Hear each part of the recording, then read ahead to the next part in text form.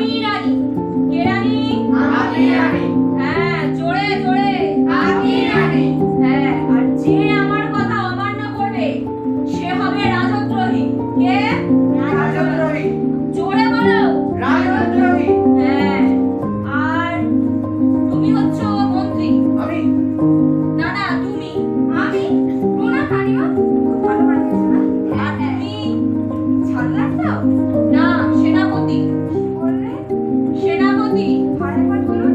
Over acting করবে না, সেনাপতি। প্রণাম রানীমা।